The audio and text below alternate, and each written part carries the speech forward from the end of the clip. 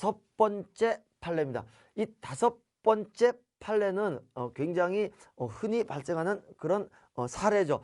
자, 이미 어떤 판결이 확정이 됐습니다. 이것을 확정 판결이라고 부르죠. 확정 판결은 집행권원이죠. 집행권원이란 말은 강제 집행을 할 수 있는 공정의 문헌, 즉 강제 집행할 수 있는 문서들을 전부 통틀어서 집행권원이라고 부르는 거죠. 이 확정 판결은 당연히 강제 집행을 할 수 있는 그런 문서이기 때문에 당연히 집행권원이죠. 자, 어떤 채권자가 이 확정 판결에 의해서 채무자 부동산에 대해서 강제 경매 신청을 했고요. 강제 경매 신청을 했고요. 자, 이 강제 경매 절차가 쭉 진행이 돼가지고 매수인이 대금을 납부한 거죠. 대금 납부했습니다. 자, 대금을 납부했는데 대금 납부 이후에 어떤 사정이 생겼냐면 이 확정 판결이 재심에서 취소가 됐다는 거죠. 자, 재심 절차에서 확정 판결이 취소된 거죠. 확정 판결이 취소가 됐죠. 자, 이때 지금 원래 이런 절차가 없었다면 재심에서 확정 판결이 취소되는 이런 사정이 없었다면 대금 납부하는 순간 이 매수인은 소유권을 취득하는 거죠. 자, 소유권을 취득하는데 이 대금 납부 이후에 재심에서 확정 판결이 취소가 됐다면 이 매수인이 과연 소유권을 취득할 수 있을 것이냐? 대금이 납부된 이후에 이미 이 대금이 납부됐다면 이 경매 절차는 집행 절차는 이미 종료가 된 것이죠. 그렇다면 집행 완료 이후에 즉 대금 납부 이후에 설령 재심에서 확정 판결이 취소된다 하더라도 매수인의 소유권 취득에는 전혀 영향이 없습니다. 자, 이것은 채무자가 하나를 놓친 거죠. 자, 이 판례는 이런 내용인데 만약에 채무자가 이런 일을 방지를 하려면 재심을 진행할 때 이 경매 절차를 정지를 시켰어야 됩니다.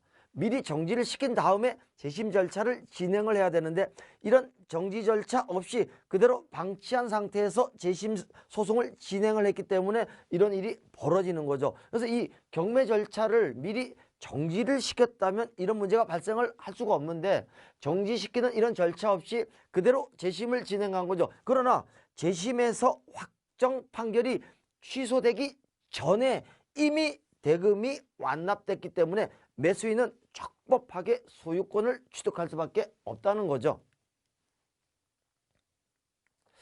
자, 그 다음에 여섯 번째 판례입니다. 여섯 번째 판례 보면 피담보 채권이 이미 소멸됐다는 거죠.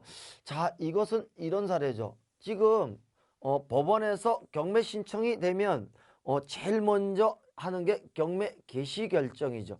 경매 개시 결정은 법원에서 자체적으로 하는 겁니다. 그래서 법원에서 이제 경매 개시 결정을 하게 되는데 경매 개시 결정 전에 이미 피담보 채권이 소멸됐다는 얘기는 채무자가 줄 돈이 없다는 얘기죠. 돈 다 갚았다는 얘기죠. 그래서 저당권이 이미 다 소멸돼 버린 거죠. 그런데 이 그대로 경매 신청이 됐고요. 경매 신청이 됐고 법원에서 이 사실을 놓쳐버린 거죠.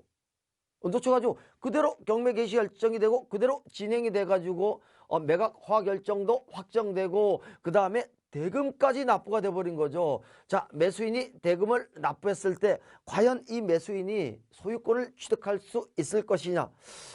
이 판례를 이해하기 위해서는 기본적인 논리를 먼저 알아야 됩니다.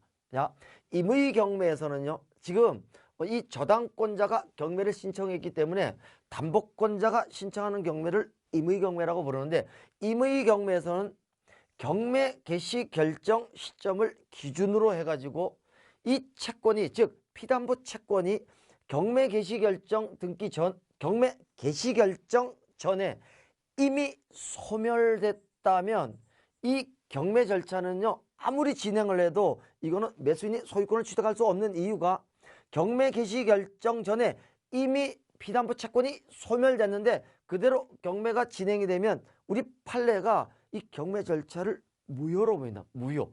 경매 절차가 무효라면 아무리 대금을 납부해도 소유권을 취득할 수가 없는 거죠. 다만 피담보 채권이 소멸됐다 하더라도 그 시기가 경매 개시 결정 이후에 피담보 채권이 소멸됐다면 이런 경우에는 이 경매 절차를 유효한 경매 절차로 본다는 거죠.